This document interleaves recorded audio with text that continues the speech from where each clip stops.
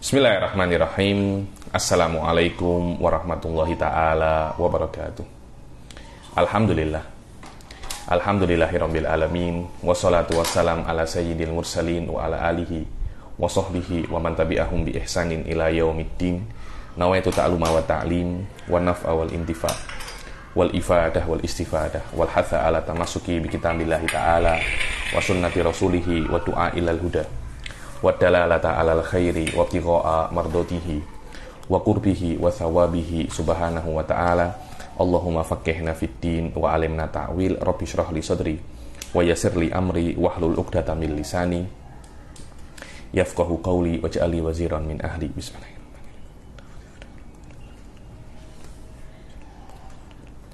Alhamdulillah, kita jumpa lagi di kelas keempat ya daripada kitab Durrul Farid ini.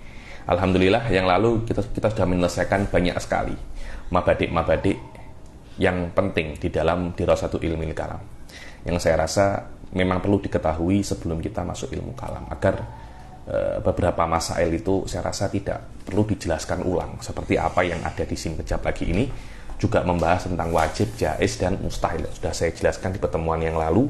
Minimal saya tidak akan menjelaskan terlampau mendetail tentang apa namanya wajib, jaiz, dan mustahil. Insya Allah dalam kitab ini kita akan membaca Durrul Faridnya saja, karena daurahnya itu Durrul Farid. Akan tetapi penjelasan-penjelasannya saya akan menjelaskan daripada apa yang ada di dalam Fathul Majid, dan mungkin beberapa dan banyak nanti ya tempat-tempat saya akan menyuruh untuk membaca di dalam Fathul Majidnya, agar juga kita mengetahui apa yang ditulis oleh Syekh Nawawi Al-Jawi. Syekh Nawawi Al-Jawi ya ini. Tapi tidak semuanya yang saya tengok sesuai untuk dibaca dan tidak terlampau berat untuk level 1 ini saya akan baca. Dan kalau memang terlampau berat mungkin saya baca, mungkin saya tidak. Saya tengok bagaimana keputusan saya untuk membahas perkara-perkara yang susah mungkin di dalam Fathul Majid, atau mungkin saya skip untuk dalam kitab-kitab apa selanjutnya. Dan karena memang pembelajaran akidah ala sistem ahli sunnah semacam itu, tidak langsung mendalam, tapi sedikit demi sedikit demi sedikit. Wallahu a'lam. Bismillah. Nabda. Syekh Hasan, sila dibaca. Bismillahirrahmanirrahim. Bismillah walhamdulillah wassalatu wassalamu ala rasulillah wa ala alihi wa sahbihi wa man wala. Qala al-musannif rahimahullah ta'ala wa nafa'ana bihi wa bi'ulumihi wa bikum fid dhairini amin. Amin ya Rabb. Bismillahirrahmanirrahim. Alhamdulillahil wahidi fi dhatihi wa sifatihi alladzi ba'atha sayyidana Muhammadan lil khalqi. Aywa. Bismillahirrahmanirrahim. Percakapan tentang basmalah walhamdalah saya kira sudah banyak dalam kitab-kitab, tidak perlu saya ulang ya. Intinya basmalah itu dimulai dengan basmalah. Ada hadis qulu amrin di balin la yubda fi bismillahirrahmanirrahim wa huwa ajdam. Ya, ini maknanya setiap kitab atau setiap perkara yang dianggap baik oleh syariat dan tidak dimulai dengan bismillah itu dianggap kurang sempurna. Walaupun hatam tapi tidak ada basmalahnya, itu walaupun hatam kitabnya tapi barokahnya kurang. Begitu pula dimulai dengan basmalah karena iktidaan bil kitabil aziz, dengan hamdalah pun juga sama. So tengok daripada awal-awal kitab, daripada muqaddimahnya itu dikatakan alhamdulillahil wahid fi dzatihi. Kata-kata al-wahid fi dzatihi itu menunjukkan di dalam muqaddimah ini sudah disebutkan tentang hal-hal yang berkaitan tentang akidah, yaitu yang dikatakan dalam Balaghah itu namanya Bara'atu Istihlal. Bara'atu Istihlal adalah disebutkan di dalam muqaddimah, yang mana dalam muqaddimah kitab itu mengisyaratkan bahwasanya kitab ini fannya apa. Jadi kalau Anda tengok kitab fikih ya muqaddimahnya alhamdulillahilladzi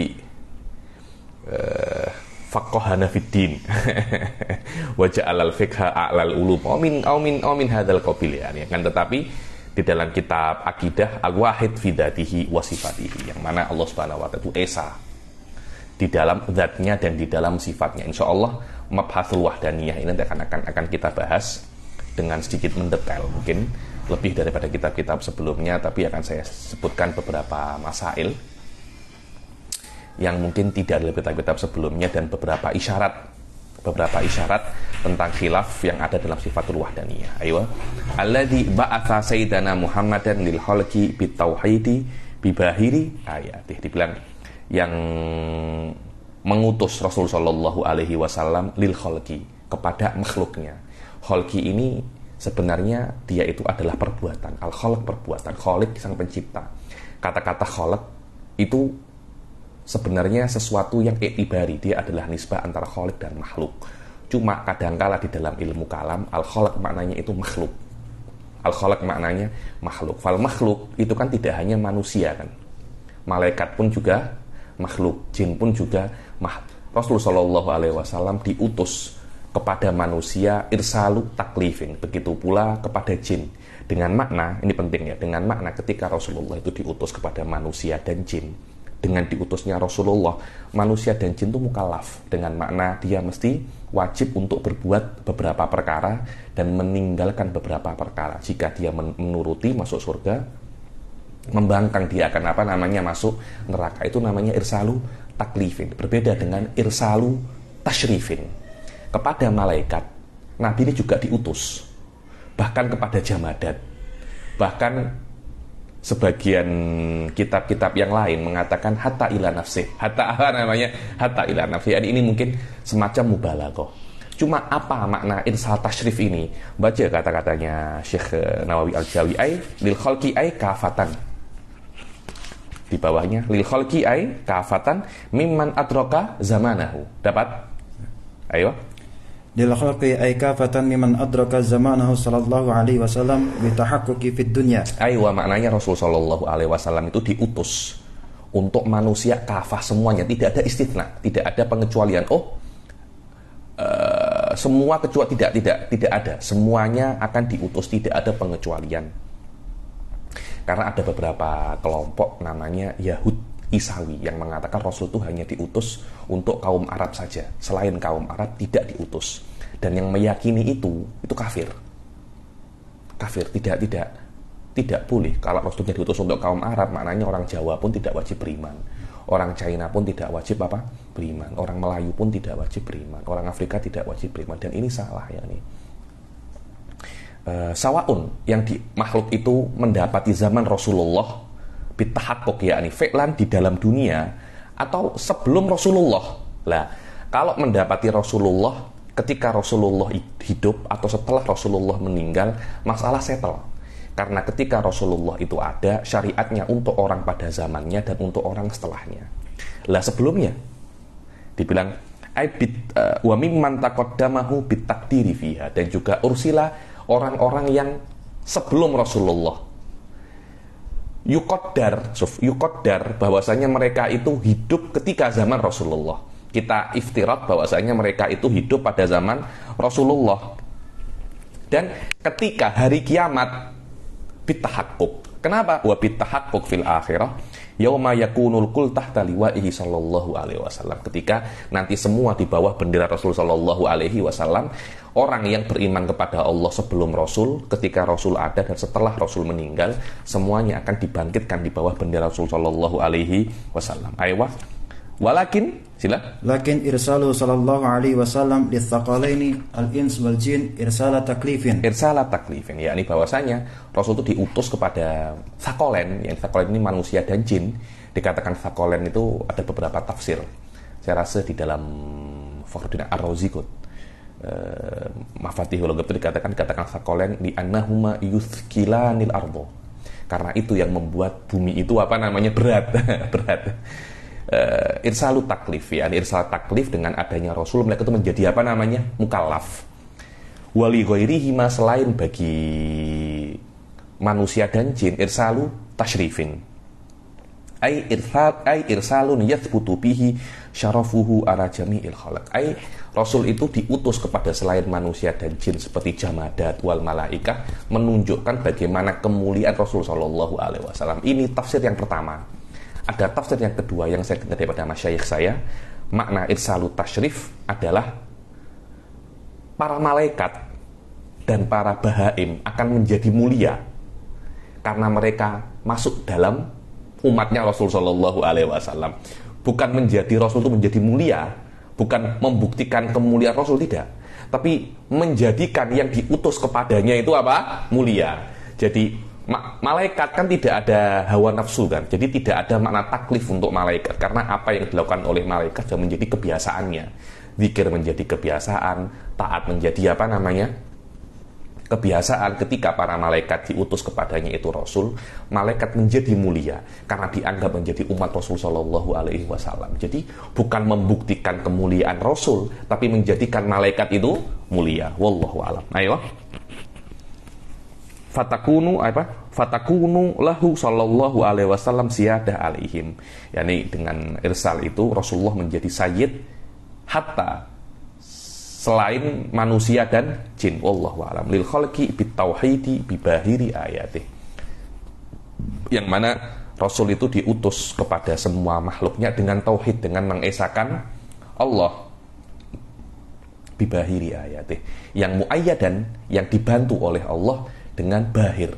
Bahir ini ayat-ayatnya tanda-tanda kerasulan yang jelas. Lah tanda-tanda kerasulan itu bukan hanya mukjizat saja, kalamnya Syekh Nawawi Al-Jawi, bibahiri ayati ay muayyadan minhu ta'ala bil alamat ad-dalah ala sidqihi sallallahu alaihi wasallam. Bahwasanya Rasul itu muayyad, mana muayyad itu dibantu, ditakyid, disapot daripada Allah Subhanahu wa taala dengan alamat, dengan tanda-tanda yang menunjukkan bahwasanya Rasul itu memang benar-benar Rasul, dan alamat itu zahir, hadza huwa bahir.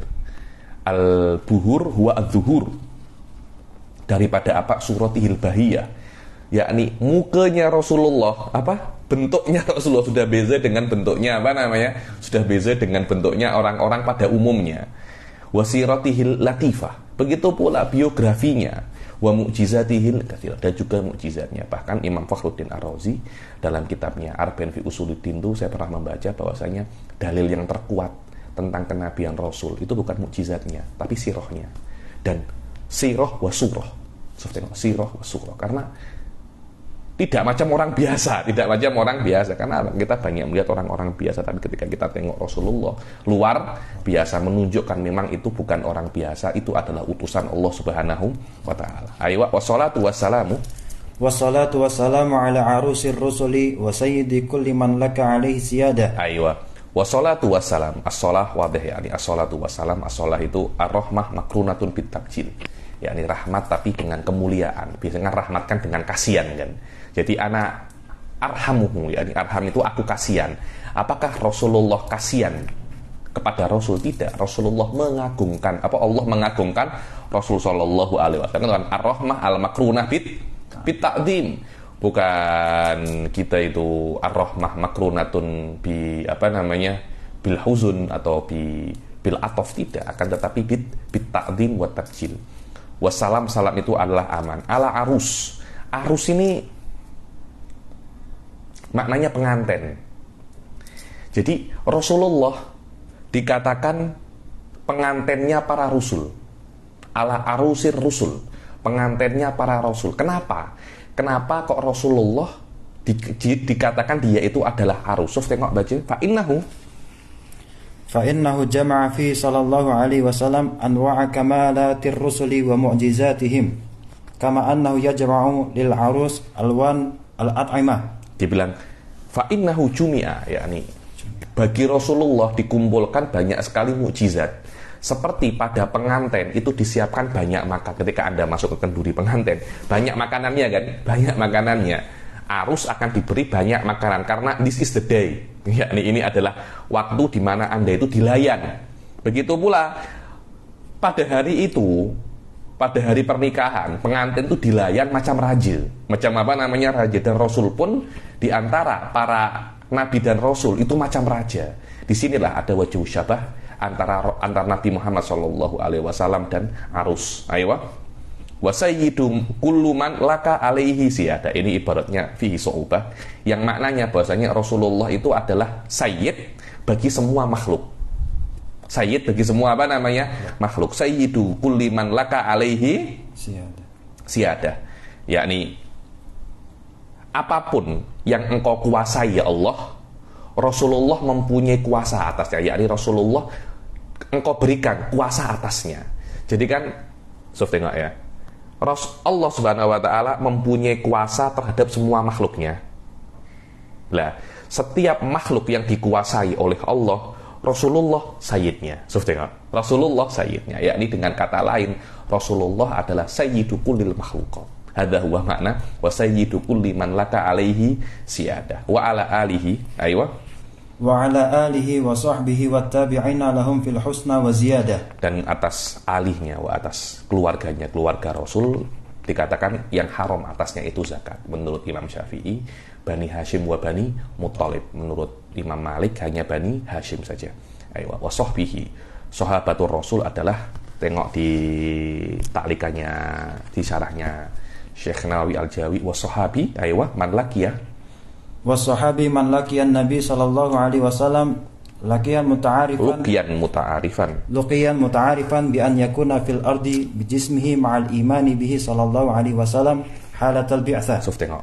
Sahabat adalah orang yang berjumpa dengan Nabi, perjumpaan yang muta'arifan. Makna muta'arifan itu secara uruf dianggap berjumpa, dia itu secara uruf dianggap berjumpa, walaupun sekejap. Sawaun Anda tengok Nabi atau Nabi tengok Anda, itu cukup dianggap Anda itu sahabat. Bagaimana dikatakan dia itu berjumpa secara uruf? Dia di bumi, bukan di langit. Karena di langit itu tidak dikatakan berjumpa secara uruf, yakni secara normal. Tidak ada orang berjumpa di langit. Tidak ada orang berjumpa di langit. Orang itu berjumpa di bumi dalam keadaan semacam ini. Macam saya berjumpa dengan Anda. Ya, yang dikatakan sahabat adalah orang yang berjumpa dengan Nabi dalam keadaan semacam ini. Luqyan muta'arisan fil ardi bijasadihi bijismihi, bukan dengan rohnya, tapi dengan dengan jasadnya, di dalam kenyataan, bukan di dalam mimpi, dan mesti dalam keadaan iman. Berjumpa dalam Nabi dalam keadaan iman, dan meninggal dalam keadaan iman, baru dikatakan dia itu sahabat.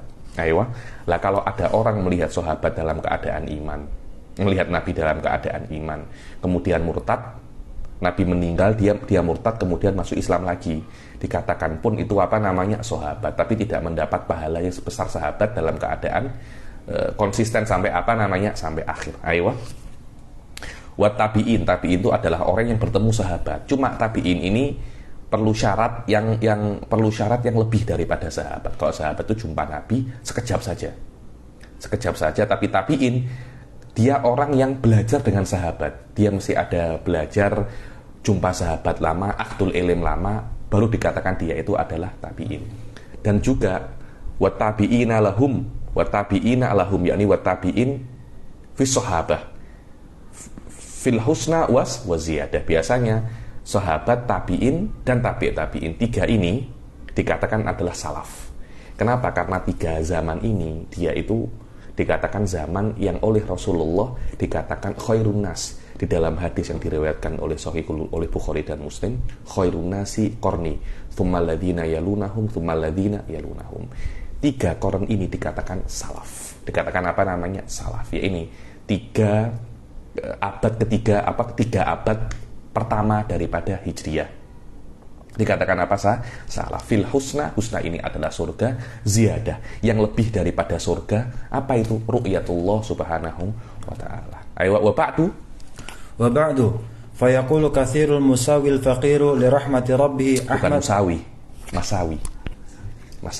Nanti ada yang musawa bukan. Musawa itu satu gelar habaib, namanya musawa. Di sini katsirul masawi.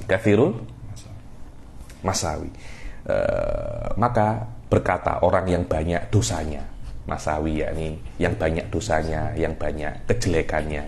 Al-fakir maknanya adalah daimul fakr au katsirul fakr li rahmati rabbih, yakni orang yang terus-terusan. Fakir ini kan dia kan sifat musyabbah, kan yang maknanya ya dulu ala dawam. Daimul fakr li rahmati rabbih Ahmad an-Nahrawi. Tengok talikannya Syekh Nawawi Al-Jawi. An-Nahrawi nisbatun ila Nahariyah baldatun min biladi Misra. Di sini menunjukkan masanya Nahrawi itu adalah nisbat kepada kota yang ada di Mesir, menunjukkan bahwasanya mu'alifnya itu bukan Kiai Muhtarom yang daripada Jawa, itu bukan. Jadi ada semacam pembahasan, Anda tidak ikut Ustaz Hasan, bahwasanya ada dua yang namanya Nahrawi orang Indonesia atau Nahrawi Mesir. Saya salah, saya kira ini adalah Nahrawi yang Indonesia, ternyata bukan. pengarang kitab ini adalah Nahrawi yang ada apa namanya di Mesir, yang gurunya Syekh Nawawi Al-Bantani. Aywa, walam makana lamma kana yajibu ala kulli mukallafin al-jazmu bi'aqaid at-tauhid wa kana al-imanu mutawaqqifan ala al-jazmi bidzalika. Walam makana yakni lam makana yakni ketika wajib terhadap setiap mukallaf. Mukallaf ini apa itu mukallaf?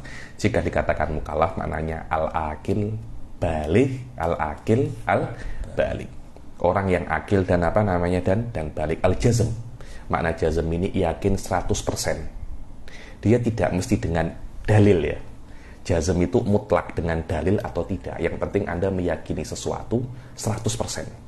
Dengan apa maksud persen? Maknanya yang bertentangan dengan apa yang Anda yakini itu dusta, itu namanya jazm. Berbeda dengan dhon. Dhon itu lawan yang Anda yakini, itu namanya wahm. Ada kemungkinan benar tapi kecil. Tapi jazm dengan makna selain daripada apa yang Anda yakini, itu pasti apa namanya salah.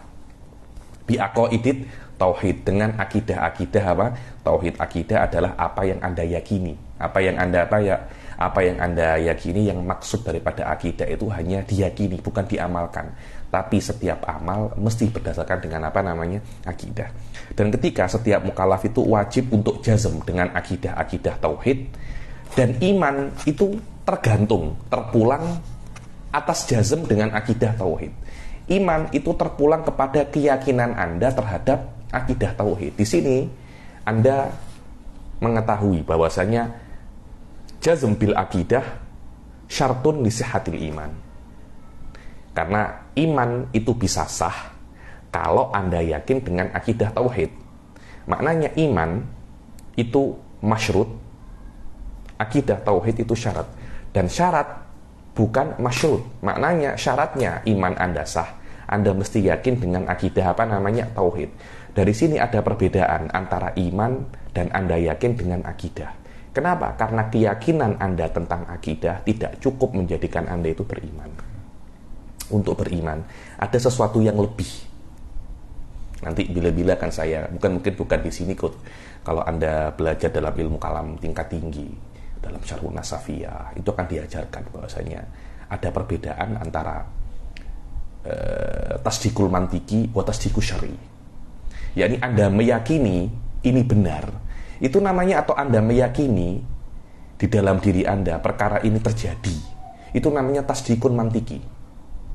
Maknanya ketika Anda mengatakan Allah itu Esa dan Anda yakin itu benar, itu namanya tasdikun mantiki. Itu saja tidak cukup menjadikan Anda itu beriman. Anda perlu satu unsur lagi yang namanya apa? Al-inqiyad wal khudu'. Dengan makna apa yang Anda yakini, Anda mesti mengamalkan lawazimnya. Ketika Anda mengetahui Nabi Muhammad itu adalah utusan Allah, Anda mesti beriman. Itu namanya al-inqiyad.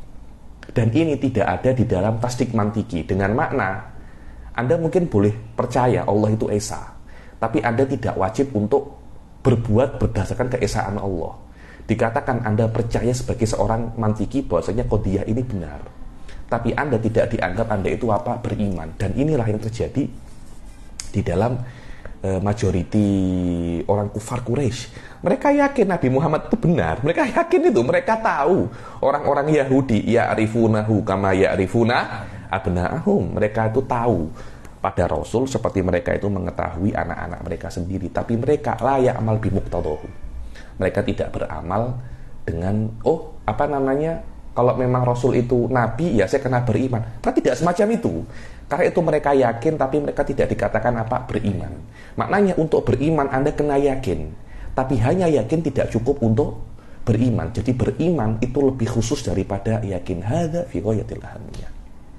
Fi ghayatil ahamiyah. Walaupun masalah ini bisa dijelaskan dengan level lebih tinggi daripada ini, lebih dalam daripada ini, dengan khilaf-khilaf yang ada antara Imam Razi dan yang lain-lainnya. Wa takallama alaihi Muhasyun.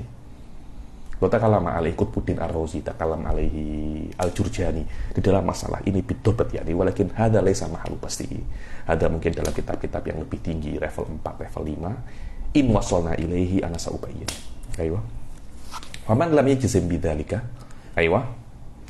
Maka yang tidak yajzim bidzalika, yakni yang tidak ada jazm dengan akidah tauhid, fahuwa kafir, dengan makna yang imannya tidak sampai derajat jazm, tidak sampai derajat yakin, maka dia itu kafir. Menunjukkan di dalam iman tidak boleh Anda itu dhon, tidak boleh Anda itu syak, tidak boleh.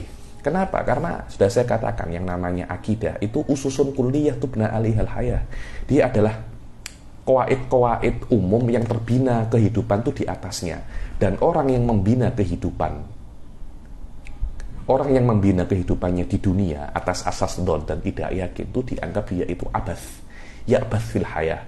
Yang namanya kehidupan Anda mesti terbina atas yakin. Dan di dalam syariat tidak diterima iman kecuali dengan yakin. Kenapa semacam itu? Li'anna adillatahu wabihah. Dalilnya itu jelas. Jadi kalau di dalam akidah Anda sampai tidak mendapatkan dalil yang kuat, tidak sampai mendapatkan keyakinan di dalam akidah, itu ada unsur taksir Anda itu. Anda ada unsur lalai. Loh, akidah-akidah yang wajib Anda yakini, Allah sudah memudahkan dalil itu. Tapi mudah ini tidak menjadikan Anda tidak perlu berusaha, tidak. Anda mesti perlu berusaha. Yaitu saya kira yang namanya taklif ya di situ ada level kesusahannya. Tapi dia tidak terlampau susah, juga tidak terlampau mudah. Sekiranya kalau Anda berusaha, insya Allah Anda akan insya Allah Anda akan sampai. Tapi itu tidak terlampau mudah. Sekiranya kalau Anda itu hanya tidur-tidur, Anda sampai tidak, Anda perlu untuk berusaha, yaitu yang namanya taklif, ada level ada level kesusahannya. Dia tidak macam fikih yang dalilnya itu susah, jauh lebih susah daripada dalilnya akidah. Karena itu di dalam fikih cukup dhon, karena lisu'ubati dalil. Di dalam akidah diwajibkan yakin, lisuhulatid dalil. Dan selama dalilnya itu mudah, tidak diterima yang namanya khilaf di situ, kecuali di dalam akidah-akidah yang jelimet, di dalam akidah-akidah yang susah, yang masuk ke dalam-dalam di dalam tafsilat, itu diterima khilaf. Kenapa? Karena dalilnya tidak jelas. Karena itu apakah sifatul hikmah itu sifatun atau fi'lun? Hadza dalilnya so'bah. Apakah wujud ainul mawjud atau tidak? Hadza dalilnya so'bah kama sayati ba'da qalil. Ayo, karena itu tidak disyaratkan Anda untuk mengetahui hal tersebut, disyaratkan untuk jazm di dalamnya. Ayo, faman lam jazm bidzalika fahuwa kafir. Ayo. Wal iyadu billahi ta'ala. Wal iyadu billahi ta'ala wal iyadu billah. Ayo. Wa kana minal awami man la yutkinu tilkal aqaida jama'tuha fi waraqatin latifatin. Dan ada beberapa orang awam itu wa kana minal awam dan adapun karena tamah dan ada daripada orang-orang awam itu yang tidak yutkin akidah ini. Betul ada. Anda kalau melihat orang yang mengingkari ini mukabir wakil Anda kalau nak tahu orang-orang, Anda turun di desa-desa, banyak orang-orang awam tidak mengetahui tentang dasar-dasar akidah. Banyak orang awam tidak mengetahui dasar-dasar akidah. Yutkin maknanya itqon ini mendalami atau itqon wal ihkam, mengetahui dengan detail akidah-akidah ini. Maknanya itqonul akidah, mengetahui akidah dengan dalilnya. Dan dalil ini ada dua, ada dalil jumli, ada dalil tafsili, kama saya tiba ada qalil. Karena banyak orang-orang awam yang tidak ada itqon, yang tidak mengetahui akidah dengan dalilnya, maka aku jamak tuha ini musabbabun daripada banyaknya orang awam yang tidak mengetahui itqonul akidah. Maka aku mengumpulkan aqaid itu di dalam waraqatin latifah, di dalam waraqat kertas-kertas yang sikit saja, ala wajhin sahlin insyaallah taala, dengan mudah. Dan aku menamainya ad-durrul farid fi aqaidi ahli tauhid. Fakultu wabillahi taufiq. Baca taklikannya Syekh Nawawi Al-Jawi, muhim jiddan. Wa'lam annal murad, bawahnya itu di bawah fi waraqatin latifah, wa'lam annal murad bil jazmi huwa al jazmu an nashi'u an dalilin. Hadza huwa. Ketahuilah bahwasanya yakin yang dikatakan mesti seorang awam itu yakin terhadap dalil tauhid itu bukan hanya yakin saja, tapi yakin yang khas, yakin yang bersumber daripada dalil. Dia bukan yakin yang biasa. Maknanya Anda mungkin yakin tapi tidak dikatakan tidak bersumber daripada dalil. Itu tidak cukup untuk dikatakan Anda itu beriman, minimal daripada beberapa mutakalimun. Walaupun alal jumhur itu cukup dengan syarat yang khas. Ayo, falidhalika yajibu ala kulli mukallafin an ya'rifa li kulli aqidatin dalilan jumliyan liyakhruja an hukmi taklif. Ayo, maka setiap mukallaf itu mesti mengetahui bagi setiap akidah yang akan dibahas di sini itu dalil jumli, dalil yang global, agar Anda keluar daripada taklid. Akidah tidak boleh taklid. Akidah, karena itu saya itu bingung kok ada orang tanya akidah itu ada sanad atau tidak. Loh, adanya sanad itu maknanya Anda itu taklid. Di dalam akidah Anda tidak perlu taklid. Anda tidak perlu taklid. Ayo. Wahua, apa itu dalil jumli? Hada penting sekali. Ini definisi daripada dalil apa? Jumli. Apa itu dalil jumli? Sila. wa huwa al-ma'juzu an tafsirid dalili bi dzikri muqaddimataini sughra wa kubra 'ala al-wajh. Dalil jumli itu adalah dalil yang Anda tidak mampu untuk mendetailkannya. Bagaimana cara mendetailkannya? Dengan cara Anda itu menyebutkan muqaddimah sughra dan muqaddimah kubra dengan cara yang disepakati oleh manatikoh, oleh ahli-ahli mantik. Dan Anda juga tidak mampu untuk menjawab syubhah-syubhah yang waridah terhadap dalil tersebut. Ayo.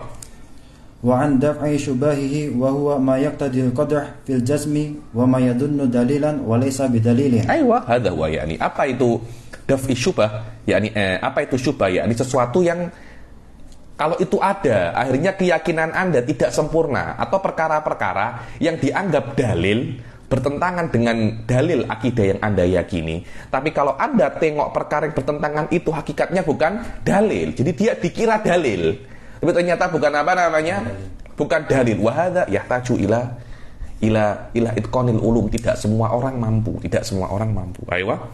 Aw an raddil i'tiradat allati dzakaraha al-falasifah. Atau untuk rad i'tiradat, untuk menjawab beberapa i'tiradat. Apa itu i'tiradat itu?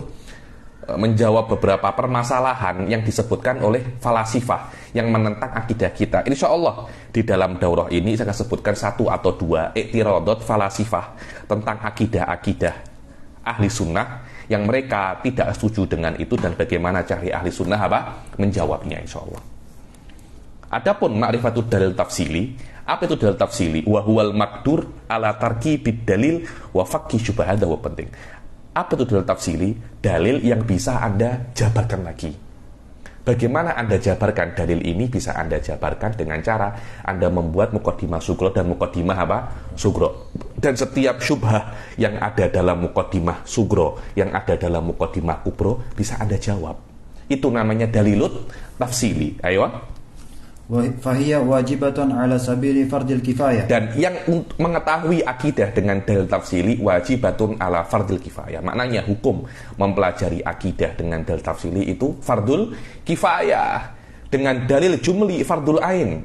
Dan Anda mesti paham ya, fardul kifayah bisa menjadi fardul ain kalau memang tidak ada yang mampu kecuali hanya orang-orang tertentu, maka bagi orang itu fardul kifayah menjadi fardul ain. Dan saya yakin yang mengikuti daurah ini sudah menjadi fardul ain untuk mengetahui dalil tafsiri, karena mungkin tidak ada yang mampu lagi untuk mengetahui dalil tafsiri kecuali orang-orang yang masuk di dalam daurah-daurah semacam ini. Ayo.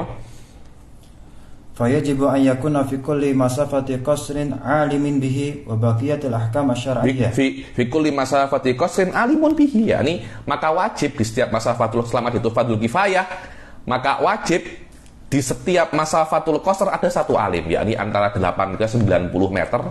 90 meter yang lain kalau di Malaysia itu macam jarak antara Kuala Lumpur ke Melaka contohnya. Jadi di Kuala Lumpur ada satu ahli kalam, di Melaka juga masih ada satu ahli kalam. Kalau tidak ada, semua Kuala Lumpur berdosa, semua Malaka semua Melaka berdosa. Ya ini maknanya fardul kifayah. Ayo. Bihaitsu la yazidu ma baina kulli alimaini ala masafatil qasar. Ayo. Sekiranya antara dua alim ini tidak lebih daripada masafatul qasar. Berbeda dengan qadhi. Qadhi itu mesti masafatul adwa. Masafatul adwa itu sekiranya kalau ada orang jalan ke dalam qadhi, jalan pagi hari ke qadhi, takdimul dakwah, ditengok dakwanya, kemudian diberi hukumnya, dia balik sampai sebelum maghrib. Para ulama mengatakan masafatul adwa kira-kira 40 km. 40 km. Qadhi kena ada setiap 40 km. Tapi alim di dalam ilmu akidah kena ada setiap berapa? 90 km kira-kira ya nih. Kenapa kok qadhi itu mesti lebih banyak daripada mutakalim? Likathrotil khusumat, karena banyaknya kes-kes pergaduhan. Wal ma'jus an ahadil amren faqat wa huwa tarkibud dalil wa faqih syubhati dalil yusamma jumliyan aidon. Oh, saya bisa untuk tarkib dalil ini muqaddimah sugro dan kubro, tapi saya tidak bisa untuk raddul i'tiradat dalil jumli. Saya bisa raddul i'tiradat, tapi saya tidak bisa untuk menjelaskan dalilun jumli. Ayo. So tengok summa alam anna taqlida fid dalili madmumun ka taqlidi fil madluli. Ayo, ketahuilah bahwasanya taklid di dalam dalil itu juga tidak diperbolehkan. Itu madmum, maknanya teruk. Itu tercela, seperti Anda taklid di dalam akidah tercela. Taklid di dalam dalil pun juga tercela. Anda mesti tahu dalil bukan karena dikatakan oleh orang. Jadi orang-orang itu hanya membuat Anda trigger. Hanya sebagai trigger untuk Anda nador. Anda tidak boleh untuk menjadikan dalil ambil daripada orang-orang, daripada ulama. Anda mesti berpikir sendiri. Kama law qala fi dalilil wahdaniyah, seperti kalau ada orang itu di dalam dalil keesaan, apa kalau seumpamanya ada dua Tuhan di dunia ini, maka langit dan bumi akan rusak. Dan Anda tidak tahu apa makna rosak. Hati-hati ya, makna rosak ini ada bom di situ. Makna rosak ini ada bom. Nanti bila-bila saya jelaskan khilaf antara Kirmani dan Tiftazani dengan makna rosak. Yang nak dijelaskan di sini bahwasanya ketika Anda nak mengetahui akidah, ketahui secara sempurna. Jangan Anda mengetahui hanya akidahnya saja, tapi pun Anda juga mengetahui dalilnya, dan dua-duanya ini tidak boleh taklid. Seperti Anda dikatakan muqallid ketika Anda itu muqallid di dalam akidah. Maknanya muqallid dalam akidah itu Anda hanya mengetahui akidahnya daripada orang lain, tapi Anda tidak mengetahui dalilnya. Dikatakan Anda itu muqallid. Dan hukum muqallid menurut mu'tamad ahli sunnah wal jamaah, imannya sah tapi dia berdosa. Kalau dia mungkin untuk berpikir tapi dia tidak berpikir, dikatakan Anda juga muqallid kalau Anda mengetahui akidahnya tapi Anda muqallid di dalam dalilnya. Itu pun juga dikatakan Anda itu muqallid. Baca bawahnya, waman hafidhal aqaida bitaklid, waman hafidhal aqaida bitaklidi ka ghalibil awami fal asahu annahu mu'minun asin in qadara 'ala an-nadhar. Aywa. Dan orang yang menghafal akidah dengan taklid seperti majoriti awam, maka secara al-asoh yang paling benar dia itu mukminun asin. Jadi semacam ini, Anda mesti paham bahwasanya ilmu itu mesti ada tiga, mesti ada jazm, al-mutabiq, an-dalil. Tapi sahnya akidah itu tidak perlu ilmu. Anda mesti yakin. Anda mesti Anda mesti yakin. Ini adalah rahmat daripada Allah Subhanahu wa Ta'ala.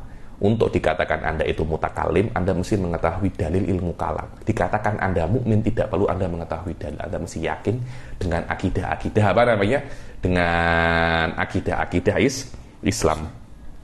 Kalau Anda seorang mukmin dan Anda mampu untuk nador, untuk berpikir, tapi Anda malah taklid, iman Anda sah tapi Anda berdosa.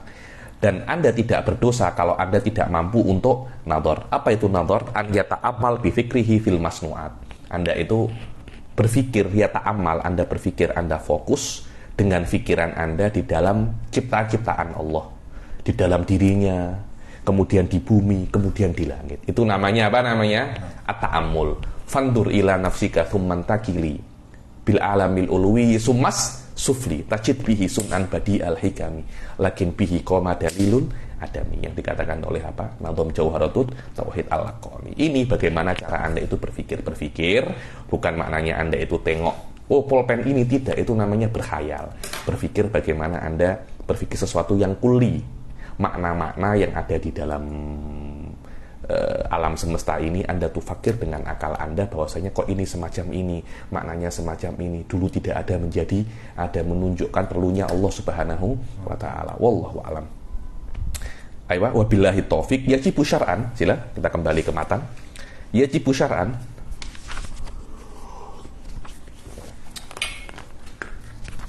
dapat. Yajibu syar'an ala kulli mukallafin ay balighin akilin, dapat. Qad balagat da'watur rasul. Yajib secara syariat. Ini menunjukkan bahwasanya beriman kepada Allah Subhanahu wa taala ala mu'tamad madhab Asy'ariyah itu wujubnya syar'i, bukan akli. Maknanya dengan makna kalau tidak ada rasul yang mengkhabari Anda wajib untuk beriman, Anda tidak wajib untuk beriman. Lah terus kalau tidak wajib untuk beriman macam mana ya? Anda mati dalam keadaan Anda masuk surga, tidak ada masaya. Ini yang dikatakan ashabul fatrah.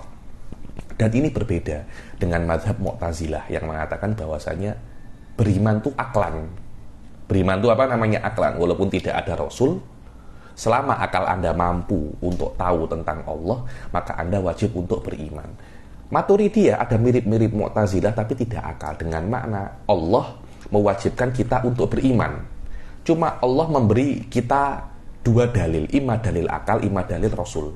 Maknanya rasul kalau datang fabiha wa nikmat, kalau tidak ada akal bisa untuk mengetahui apa yang diwajibkan oleh Allah daripada kewajiban beriman dan bersyukur kepada Allah Subhanahu wa taala terhadap apa nikmat-nikmat yang sudah diberikan oleh Allah kepada manusia di dunia ini. Dan iman ini wajib kepada mukallaf. Apa itu mukallaf? Ini penting. Mukallaf adalah orang yang sudah balik dan dia akil, dia tidak gila. Dan dia balik, sudah besar, sudah masuk buluh, 15 tahun ke atas. Dan dia akil, dia berakal, dan harus balagotu dakwah.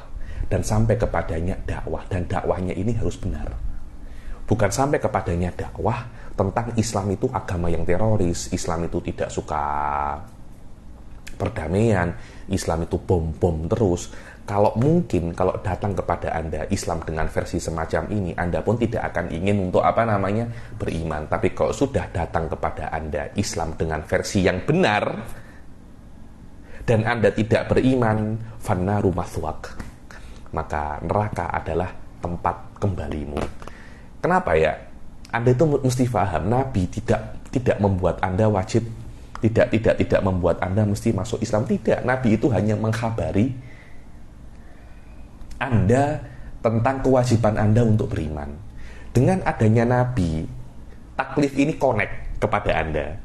Anda menjadi mukallaf. Sebelum adanya Nabi, Anda tidak mukallaf menurut Asy'ariyah. Ketika ada Nabi, Anda ini mukallaf. Karena itu saya cakap ulama pengganti para nabi juga nabi itu oke tak oke menurut saya itu. Karena dengan adanya nabi, Anda itu menjadi mukallaf. Lah, mukallaf itu Anda beresiko ya, ima masuk surga kalau Anda mentaati perintah nabi, dan Anda masuk neraka kalau tidak mentaati perintah nabi. Padahal kalau nabi tidak datang, para dai tidak datang, Anda menjadi ahli fatrah dan Anda pasti masuk surga. Anda tidak ada kemungkinan untuk masuk neraka selama tidak ada dai yang memberitahu Anda tentang apa itu agama Islam. Masalahnya nabi dan para dai diwajibkan oleh Allah untuk berdakwah. Itu dia, hatta takuna kalimatullahi hiyal aulia. Jadi nabi memang kewajibannya untuk memberitahu basyiran wa nadhira. Jadi saya kira menjadi ulama ini kadangkala menguntungkan dan tidak menguntungkan. Anda jumpa ulama, ketika Anda jumpa ulama, kholas masalah. Sekarang Anda mukallaf. Sekarang Anda ini mukallaf. Dan harus dalam keadaan ketika dakwah yang benar itu datang kepada Anda itu salimul hawas. Salimul hawas dengan makna semua panca indera Anda itu berfungsi dengan benar. Karena kalau panca indera Anda berfungsi dengan benar, dakwah-dakwah ini akan sampai kepada Anda dengan benar, dan Anda tidak bisa untuk mengelak lagi di depan Allah Subhanahu wa Ta'ala. Ketika dakwahnya Rasul datang dalam keadaan orang itu buta dan tuli, bagaimana dia bisa untuk memahami? Kalau dia itu salimul hawas, dia bisa untuk memahami dengan benar. Pada hari kiamat dia tidak bisa untuk berhujah. Kenapa kamu tidak beriman? Aku tidak mendengar, aku ini buta, aku ini tuh tuli. Dia tidak bisa untuk berhujah semacam itu. Ayo. An yajzima bi kulli ma yajibu lillahi ta'ala wa ma yastahilu wa ma yajuzu fi haqqihi ta'ala. Ayo. Yakni ketika dia itu sudah mukallaf, maka wajib secara syariat, maknanya kewajiban ini diwajibkan oleh Allah syar'an, diwajibkan oleh zat yang menurunkan syariat, yaitu Allah hakikatan atau Rasul majazan, untuk yakin setiap apa-apa yang wajib bagi Allah dan mustahil bagi Allah dan jaiz bagi Allah. Sudah saya jelaskan ya, apa itu wajib, jaiz dan mustahil di kelas yang lalu secara detail. Ayo, begitu pula dia juga wajib untuk meyakini apa yang wajib dan mustahil dan jaiz bagi Rasul sallallahu alaihi wasallam. Ayo. Wa ma yajuzu fi haqqir rusuli alaihi wassalatu wassalam. Walam makana, kullun minal wajibi wal mustahili wal jaizi mutawaqqifan ala ta'rifi. Karena kan Anda wajib untuk mengetahui perkara-perkara yang wajib. Saya beri contoh. Di antara perkara yang wajib ini adalah sifatul qudrah. Sifatul qudrah wajibatun 'ala Allah Subhanahu wa ta'ala. Sifatul iradah wajibatun 'ala Allah Subhanahu wa ta'ala. Maknanya qudrah wal iradah min masodik ma yajibu alaika syar'an itsbatuhu lillahi subhanahu wa ta'ala. Selama qudrah dan iradah ini daripada masodikil wajib, daripada individu-individu perkara-perkara yang wajib, sebelum itu Anda mesti mengetahui apa itu wajib, apa itu jaiz, apa itu mustahil. Kenapa? Li'annal hukma ala syai'i far'un an tasawwurihi. Yani hukma ala syai'i wal hukma bi syai'i far'un an tasawwurihi. Dengan makna kalau Anda mengetahui al-qudrah wajibatun, sebelum Anda menghukumi dengan makna Anda menisbatkan wajib ke qudrah. Karena ketika Anda menisbatkan wajib ke qudrah, Anda tidak menisbatkan lafadz wajib ke qudrah. Salah itu. Ini adalah qadiyah, dengan makna ini adalah jumlah khobariyah. Ketika Anda menisbatkan wajib ke qudrah, bukan lafadz wajib ke lafadz qudrah, tapi makna wajib ke makna qudrah. Sebelum Anda menghukumi, Anda mesti mengetahui mahkumun bihi wa mahkumun alaihi. Apa itu mahkumun bihi? Wajibnya. Apa itu mahkumun alaihi? Qudrahnya. Maknanya Anda mesti mengetahui qudrahnya. Anda pun juga mesti mengetahui apa? Wajibnya. Dan nanti pembahasan tentang qudrah and the gang itu nanti. Sekarang kita mempelajari tentang wajib, makna wajib, jaiz dan mustahil. Dan itu sudah saya jelaskan detail sudah. Ayo. Sila. Li'anna al-hukma bi syai'i aw 'alaihi far'un an tasawwurihi. Karena hukum bi syai'i, karena menghukumi dengan sesuatu atau menghukumi atas sesuatu, seperti al-qudrah wajibah. Al-hukma bi syai'i, yakni Anda menghukumi dengan sesuatu, dengan wajib. Maknanya al-wajib mahkum bihi, al-qudrah mahkumun alaihi. Anda sebelum menghukumi dengan mahkum bihi, Anda sebelum menghukumi, Anda mesti mengetahui apa makna mahkum bihi dan apa makna mahkum alaihi. Tidak elok Anda menghukumi sesuatu, Anda tidak mengetahui apa itu mahkum bihi, makna mahkum bihi, dan Anda tidak mengetahui apa makna mahkum alaihi. Tidak elok. Dan majoriti kita sekarang menghukumi sesuatu tanpa mengetahui la mahkum bihi wala mahkum alaihi. Hafizahullah, guru saya Syekh Muhammad bin Ali Ba'udhon, doakan beliau, katanya sedang sakit. Syekh Muhammad bin Ba'udhon ketika mengajar kita minhaj itu, al-an antum tahkumuna ala syai'in min duni tasawwuri makna wallahi sahih. Apa hukum Bitcoin? Haram. Loh, apa Bitcoin itu apa? Hatta yumkin antal la ta'lam maknal haram. Anda mesti mengetahui apa makna haram dan apa makna Bitcoin. Baru Anda mengetahui hukum Bitcoin itu macam mana. Jangan mudah-mudah haram, halal. Ayo.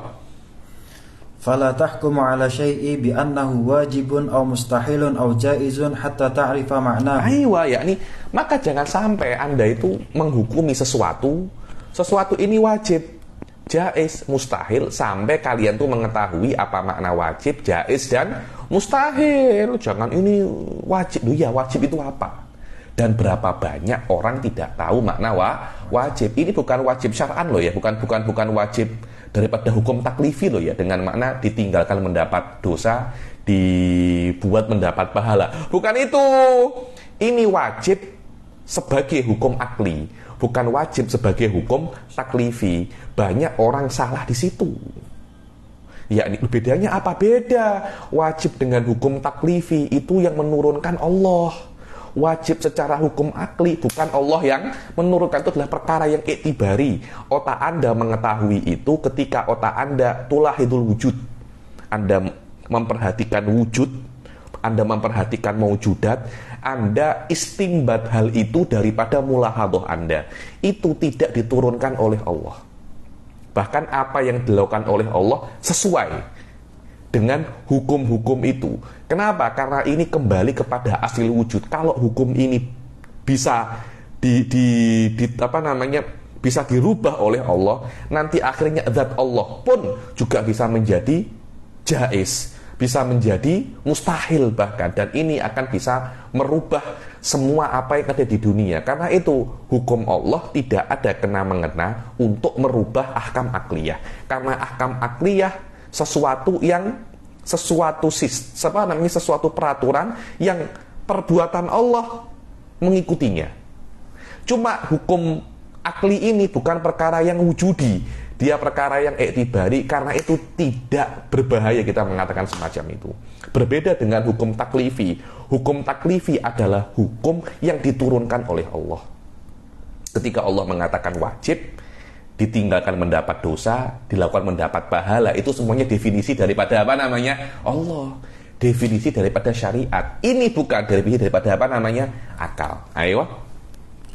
Bada'tu bi ta'rifiha faqultu. Ayo, bada'tu, maka aku memulai kitab ini dengan ta'rifiha, dengan mendefinisikan wajib, jaiz dan mustahil. Wakama bada'tu di dalam kelas yang lalu tentang definisi wajib, jaiz dan wajib, jaiz dan mustahil. Fal wajib, ayo. Fal wajibu huwa alladhi la yumkinu adamuhu. Ayo. Wajib adalah yang tidak mungkin tidak ada. Dia mesti ada dan dia tidak mungkin tidak ada. Wah, sudah saya jelaskan yang lalu ya, nanti kita tengok yang lalu. Ayo. Wadhalika katahayyuzi lil jurmi wa kadatihi ta'ala wa seperti at-tahayyuz. Tahayyuz itu amik. Biasanya saya definisikan sebagai amik sesuatu yang amik tempat daripada tempat yang kosong, semacam ini ya. Ini kan handphone saya ini saja. Handphone ini dia bisa ada di sini karena dia itu kosong. Bukan HP-nya yang kosong, tempatnya kosong. Kalau seumpamanya di tempat ini ada kitab, dia tidak akan bisa untuk tahayyus di tempat yang sudah diambil di tempat yang sudah diambil oleh badannya buku ini. Lah, makna tahayyus adalah sekiranya kalau sudah ada benda di sini, dia akan menghalangi benda lain untuk ada di sini. Itu namanya tahayyus. Yakni Imam Syekh Nawawi Al-Jawi mentafsirkan tahayyus itu adalah mumana'ah. Mana mumana'ah, dia menghalangi benda lain untuk ada di situ. Itu namanya mumana'ah. Yang mana dulu saya mentafsirkan tahayyus itu adalah sesuatu benda amik tempat kosong. Yang mana kalau sesuatu benda itu amik tempat kosong, lazimnya, efeknya benda lain nak ke situ tidak bisa. Karena benda lain ada di dalam satu tempat. Dengan tempat itu mesti kosong. Kalau tempat itu ada benda lain, dia tidak akan bisa untuk ada di situ. Benda yang ada di situ akan yamna'uhu, akan menghalanginya untuk berada di tempat itu, karena satu tempat hanya untuk satu benda. Ayo. Dan jirim itu memerlukan memerlukan tahayyus. Hayyiz adalah faragh. Ayo.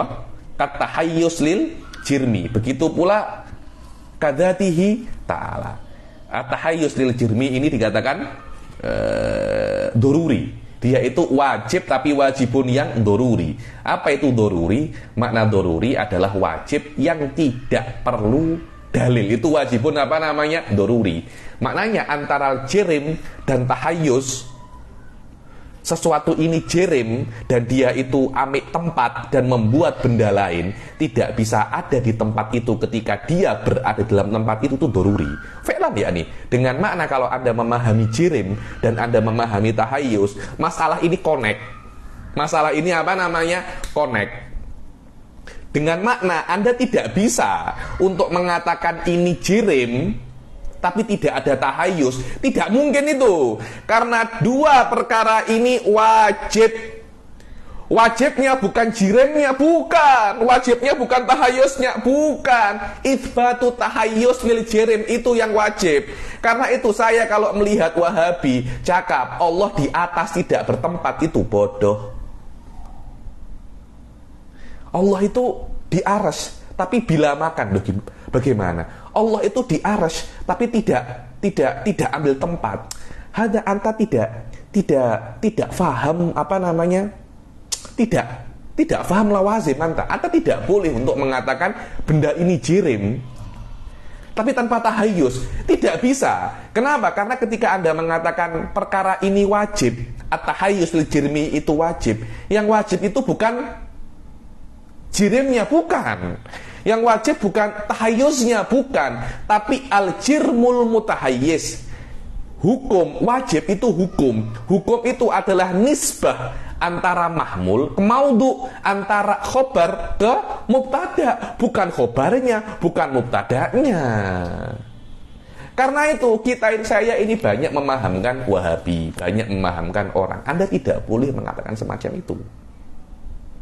Allah itu apa tuh namanya tuh, ada yang saya kemarin saya pasang status rame itu, bahwasanya Allah mempunyai betis, Allah mempunyai mata, tapi sifat-sifat betis dan mata tidak sama dengan sifat makhluknya tuh.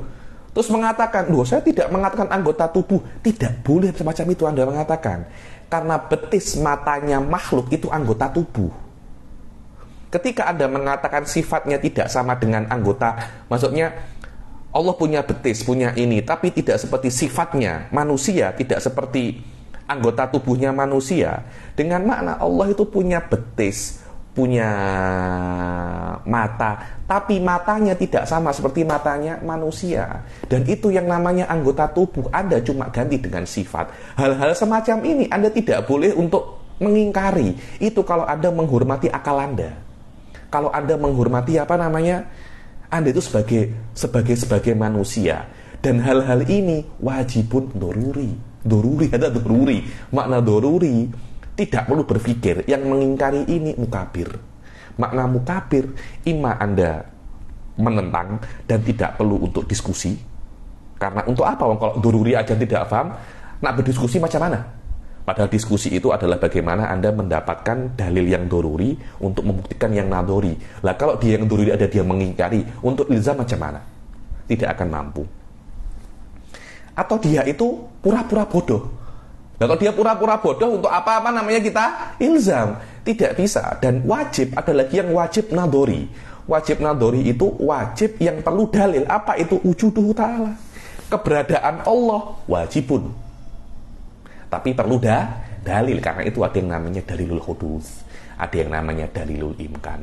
Itu menunjukkan bahwasanya keberadaan Allah perlu dalil. Ayo. Fa inna kullan minhuma, yakni kedua-dua daripada tahayus untuk jirim. Yang amik nuskoh ini salah ya. Ini tahayus lil juz'i. Salah itu, tahayus lil jirmi itu. Jadi ada jirim, ada jisim, ada jauhar, itu beda ya. Jauhar itu satu titik. Jisim 2, jirim 3. Jadi jirim punya panjang, lebar, dalam. Jisim hanya punya panjang atau lebar atau dalam. Jauhar tidak ada panjang, lebar ataupun dalam. Dia hanya satu titik saja. Karena itu kalau ada jirim pasti ada jisim dan jauhar. Karena itu di sini disebutkan jirim, tidak amik jisim ataupun jauhar. Ayo. Yang mana tahayyus untuk jisim ini, at-tahayyus untuk jirim ini wajib, bukan jirimnya yang wajib, bukan tahayyusnya yang wajib. Nisbatut tahayyus kepada apa? Jirim, kepada jirim. Seperti zatnya Allah Subhanahu wa taala. Dua perkara ini wajib, tidak mungkin tidak ada. Dan apa itu mustahil? Malah wal mustahilu huwa alladhi la yumkinu wujuduhu. Mustahil yang tidak mungkin tidak ada. Seperti apa? Seperti jirim tidak tahayyus. Nah, ini tidak mungkin ini. Tidak mungkin. Karena apa ya? Kalau Anda menafikan tahayyus daripada jirim, Anda menafikan kejiriman dia. Akhirnya nanti akan kembali ke anasyai laisa huwa nanti. Laisa huwa akan menafikan satu mabda yang paling basic di dalam ilmu kalam, yaitu anasyai laisa huwa. Karena sebuah jirim amik tempat itu doruri, itu apa namanya? Itu doruri. Dan ini yang ditentang oleh ahli sunnah wal jamaah. Bahasanya Allah itu bukan jirim, Allah itu bukan jisim. Karena kalau jisim dia itu pasti amik tempat. Anda tidak boleh mengatakan Allah itu jisim tapi tidak bertempat. Anda tidak boleh semacam itu. Ayo. Ka'adamit tahayyuzi lil jirmi wa kasyariki lahu. Ayo. Jirim tidak ada tahayyus itu mustahilun doruri. Dan sekutu Allah tidak ada itu mustahilun nadori. Maknanya Anda untuk menafikan sekutu Allah Anda perlu dalil. Tapi Anda untuk membuktikan jirim itu tidak mempunyai tahayyus Anda tidak perlu apa? Dalil, karena cukup Anda mengetahui makna jirim dan Anda mengetahui makna tahayyus, Anda akan tahu isbat pasti ada tahayyus dan mustahil ada apa namanya? Tahayyus. Maknanya sesuatu itu doruri adalah untuk membuktikan kebenarannya Anda cuma perlu untuk mengetahui makna mubtada dan makna khobarnya saja. Ketika Anda mengetahui itu, Anda yakin bahwasanya ini memang benar. Berbeda dengan nadori, walaupun Anda mengetahui makna mubtada dan makna khobar, Anda tidak bisa itsbat dan nisbah kecuali dengan perkara yang asing, perkara yang eksternal, yaitu apa namanya? Dalil. Wallahu a'lam. Wal jaiz, ayo. Ta'ala Allahu anhu 'uluwan kabiran. Wal jaizu huwa alladhi yumkinu wujuduhu wa 'adamuhu. Ayo, adapun perkara yang jaiz itu adalah perkara yang mungkin ada, mungkin tidak. Seperti Allah itu mengutus Rasul. Mengutus Rasul itu rahmat daripada Allah, bukan kewajiban. Kalau Allah tak nak mengutus, Allah bisa untuk tidak mengutus Rasul. Ya, ini Allah akan mengatakan, sudahlah kamu beriman dengan akal Anda saja. Ya, ini saya tidak perlu untuk mengutus Rasul. Anda bisa mengetahui aku dengan akalmu saja. Itu bisa, tapi angel, tapi susah. Tapi itu sangat susah sekali. Dan Allah ingin membantu manusia dengan mengutus para rasul agar mempermudah proses untuk mengetahui Allah. Karena itu, wa ma arsalnaka illa rahmatan lil alamin, rahmat. Lah selama rahmat Anda mesti bersyukur kepada Allah. Lah kalau perkara itu wajib, apa perlu bersyukur?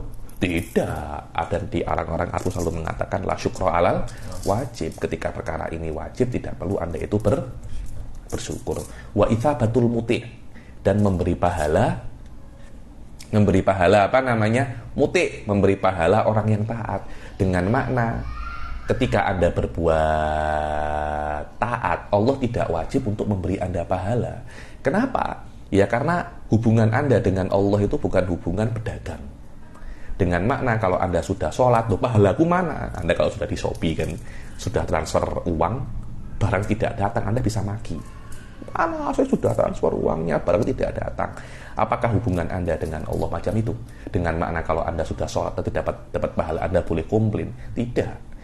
Sudah dapat pahala, Anda masuk surga, tidak masuk surga, Anda boleh komplain? Tidak. Karena itu itsabatul muti jaizun aklan wa wajibun syar'an. Itu saja. Dan kebolehan jaiznya bi'tsatur rasul wa itsabatul muti itu jaizun nadori. Adanya anak untuk Zaid kawaladin li Zaidin jaizun doruri. Apakah Zaid boleh punya anak? Anta kan belum menikah kan? Anta boleh punya anak jaizun doruri kan? Apakah perlu dalil Anda boleh punya anak? Oh, saya perlu dalil fi kitab wa sunnah. Ada beberapa orang itu saya pun bingung. komen-komen di Facebook, komen-komen di Telegram, itu selalu tanya kepada saya, Habib, perkataan ini dalilnya apa? Ayuhan nas, ifhamu, qalu, tidak semua perkara perlu dalil. Tidak semua perkara perlu dalil. Perkara-perkara yang nadori perlu dalil. Perkara-perkara yang doruri tidak perlu dalil. Bahkan perkara yang doruri dia akan menjadi dalil. Dia itu tidak memerlukan dalil. Ayo. Famimma yajibu lillahi ta'ala 20 sifatan wajibatan ay la taqbalul intifa. Ayo, dan di antara perkara-perkara yang wajib bagi Allah itu adalah 20 sifat yang wajib yang tidak bisa untuk intifa. Dan di antara perkara-perkara yang mustahil bagi Allah itu juga 20. Kalau yang wajib itu 20, lawannya juga 20. Maknanya 20 tambah 20 berapa? 40. Dan yang jaiz bagi Allah itu 1. Maka itu adalah 40. Fatilka arba'una akidah 20 wajib, 20 yang mustahil, dan digabung dengannya itu al-jaiz, maka jumlahnya semua ada 41 akidah. Ayo, dibilang di sini apa? Fa yatakhallas anna kulla wahidin min hadhil aqsami thalathah. Dapat dibilangkan Anda boleh intinya daripada jaiz, mustahil, dan wajib bagi Allah itu ada yang doruri dan ada yang nadori, maka ada 6. Jadi ada wajib doruri dan wajib nadori, ada jaiz nadori dan jaiz doruri, ada mustahil nadori dan mustahil doruri, ada 6. Dan bisa untuk Anda memisalkan aksam 3 itu dengan harokatul jirim wa sukunuhu. Harokatul jirim wa sukunuhu. Maka wajib ahaduhuma lebih khususihi, yang namanya jirim, imma dia itu bergerak atau dia itu tidak bergerak. Wajib itu. Mustahil tidak bergerak dan tidak diam. Wal jaiz thubutu ahadihima muayyanan badalan anil akhar. Dia imma bergerak bidobat bil fi'il atau dia diam bil fi'il. Itu jaiz. Wajib salah satu, la bitain. Tidak secara spesifik. Mustahil dua-duanya tidak ada, tidak bergerak dan tidak diam. Jaiznya dia itu salah satu ada bil fi'il. Salah satu ada bil fi'il. Ayo. Wa yajibu lirrusuli alaihi wassalatu wassalam 4 sifatin wajibatin. Ayo, dan nanti bagi Rasul wajib 4 sifat yang wajib bagi Rasul, tidak mungkin untuk hilang. Dan lawannya mustahil juga 4. Kalau wajib 4, lawannya juga 4. 8. Dan nanti jaiz bagi Rasul ada 1, 9. Maknanya 40 tambah 9 berapa? 50. 50 akidah ini yang wajib Anda ketahui secara tafsil. Saya yani wa yudammu lidzalika al-jaiz lirusul. Maka semuanya adalah 9 sifat bagi Rasul sallallahu alaihi wasallam ditambah ke 41 di dalam hakku ta'ala, di dalam hak apa yang wajib bagi Allah, maka semuanya ada 50 akidah wajib setiap mukallaf untuk meyakini dengan dalil 50 akidah ini, walaupun dalilnya itu dalil apa namanya jumli. Dan dengan ini selesailah sudah kelas hari ini. Insyaallah sebelum itu baca sedikit wadzalikal wajib imma doruri kata hayyus lil jirmi. dapat wadzalika ay al wajib imma doruri. Sila. Wadzalika ay al-wajib imma daruriyun katahayyuzi lil jirmi wa haqiqatu tahayyuzi huwa al-mumana'atu 'ala al-qadri al-ma'khudhi min al-faragh. Hadza huwa. Hakikat daripada tahayyuz itu adalah al-mumana'ah. Makna mumana'ah itu menghalangi terhadap satu kadar daripada faragh, daripada empty. Maknanya kalau ini sudah ada di sini, ini nak masuk tidak akan apa namanya bisa, itu namanya apa? Mumana'ah. Ai man ukal ghaira an yahulla fi makanika ai mudafa'atuka iyahu la nafsu ahdul faragh. Yakni mudafa'ah maknanya Anda melarang ini untuk ada di sini, bukan benda ini ambil space daripada empty. Bukan itu, karena kalau dia sudah ambil space, ambil tempat, orang lain tidak bisa, benda lain tidak bisa untuk ada di dalam sini. Itu namanya tahayus. Boleh dua-duanya saya rasa. Cuma Syekh Nawawi Al-Jawi lebih selesa untuk mumana'ah dan mudafa'ah, yang dia itu adalah lazim daripada akhdul farad. Aywa. Wal haizu huwa al-qadru Wal hayyizu. Aywa, hayyiz adalah al-qadru alladzi taqa'u alaihil mumana'ah wa huwal makan, yakni kadar daripada yang taqa'u alaihil mumana'ah. Dan ini tempat kosong yang sesuai dengan ini itu namanya hayyiz. Di dalam tempat ini kalau ada benda lain nak masuk dalam tempat yang diambil oleh handphone ini, dikatakan dia tidak akan bisa untuk apa namanya, tidak akan bisa untuk ambil. Lah tempat ini namanya apa? Al-hayyiz, namanya al-hayyiz. Aywa, wal mutahayyizu huwa al-mani'u ghairahu min an yahulla haitsu halla huwa. Makna mutahayyiz itu adalah sesuatu yang melarang selainnya untuk ada di tempat di mana dia ada. Di mana dia ada, namanya apa? Al-mutahayyiz, ya, artinya at-tahayyuz al-mumana'ah. Al-mutahayyiz al-mumani'. Al-hayyiz adalah tempat yang diambil secara spesifik. Hadza huwa.